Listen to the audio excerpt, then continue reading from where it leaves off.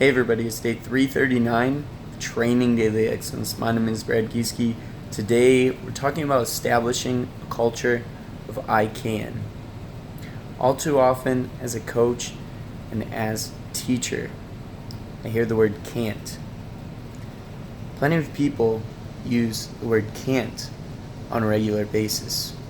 But what they don't realize is saying the word can't, especially saying I can't, establishes a mindset of giving up.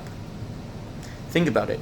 If you say, I can't do that, your mind stops thinking about the process of actually being able to do it. And you sit back into a security of not doing it.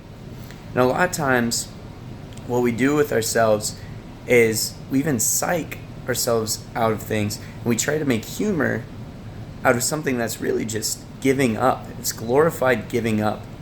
Like, for instance, if I ask a player, hey, go ahead and jump over this box. If the box is at like waist height, so about here, people can jump over that. But players say, I can't. And they joke about, like, I can't do that.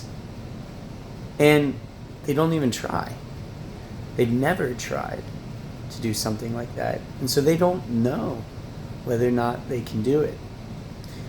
Same thing happened in school. I have an assignment where the students are doing workouts, they're designing workouts, and then doing those workouts. And I had a student email me that if they have to do it in front of the class, they can't do it. I can't do it if I have to do it in front of the class. And that's such a shrinking mindset. It's a disempowerment to yourself to say I can't. Because the only thing you need to do in that circumstance is to do. You just have to do. Just like Nike says, just do it. Because the trying will accomplish the goal. It's one of those things that you can only neglect to succeed by choosing not to do it. And so it's just something I'm very passionate about as an educator and as a coach. And that was one of the first rules that I established when I ran Jogadores Soccer Club was the word can't is not in our vocabulary. If anybody says can't, we'll do some fitness.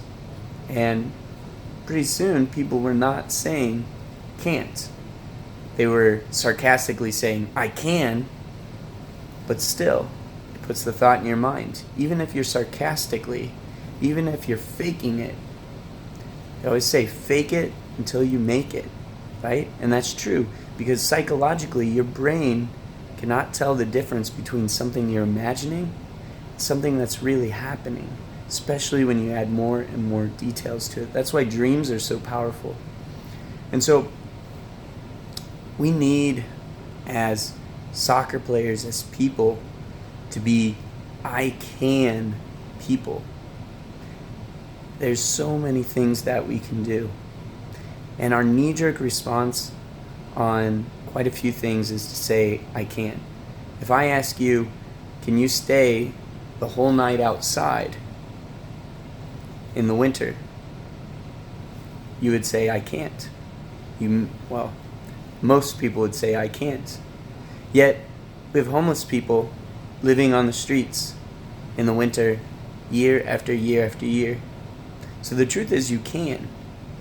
And I use that as an exaggeration, but we all know what the cold feels like, right? We also know what it feels like to fail.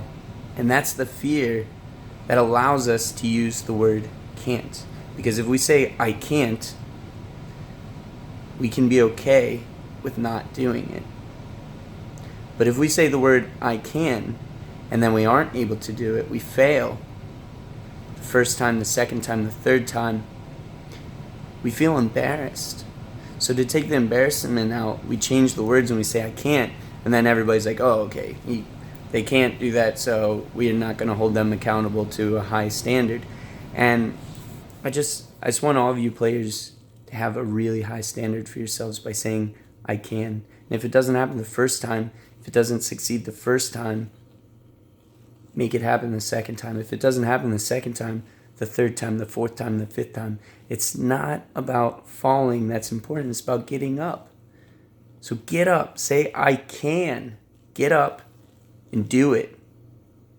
We'll see you tomorrow.